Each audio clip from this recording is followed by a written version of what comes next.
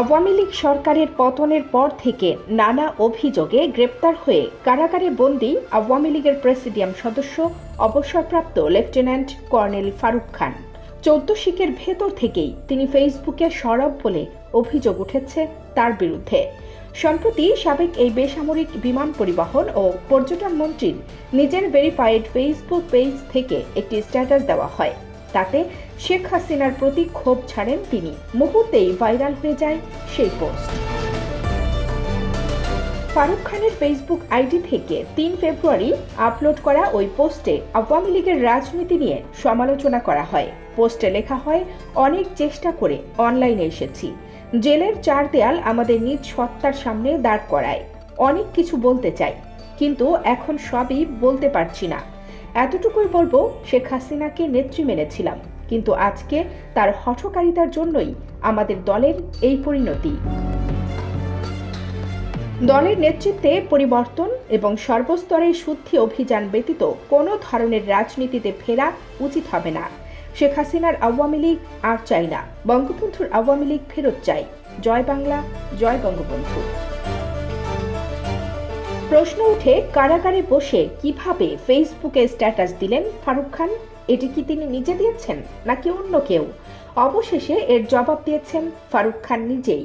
2015 সালে বিএনপির চেয়ারপারসন খালেদা জিয়ার গাড়ি বহরে হামলার ঘটনায় মতিঝিল থানার হত্যা চেষ্টা মামলায় বুধবার তাকে আদালতে হাজির করা হয়।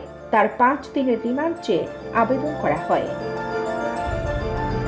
রিমান্ড শুনানিকালে ফারুক খানকে এজলাসে তোলা হয়। ঢাকার মেট্রোপলিটন ম্যাজিস্ট্রেট এম.এ. আজহারুল ইসলামের আদালত শুনানি শেষে তার 5 দিনের রিমান্ডের আদেশ দেন।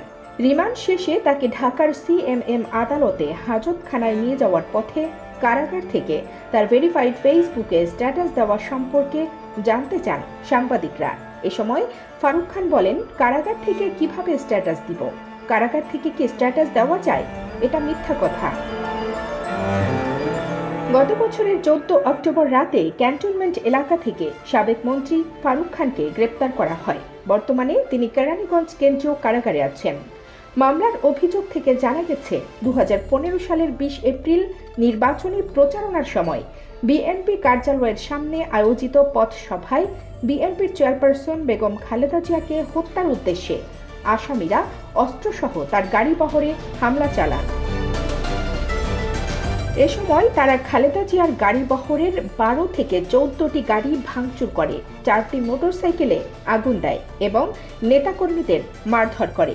হামলায় খালেদা জিয়ার নিরাপত্তা রক্ষীরা আহত হন। এ ঘটনায় 50 জনের নামে মতিঝিল থানায় মামলা করেন ব্যান্ড সঙ্গীত শিল্পী মোহাম্মদ শাহরিয়ার ইমাম আসিফ। কানিস ফাতেমা নিপা, খবর সংযোগ।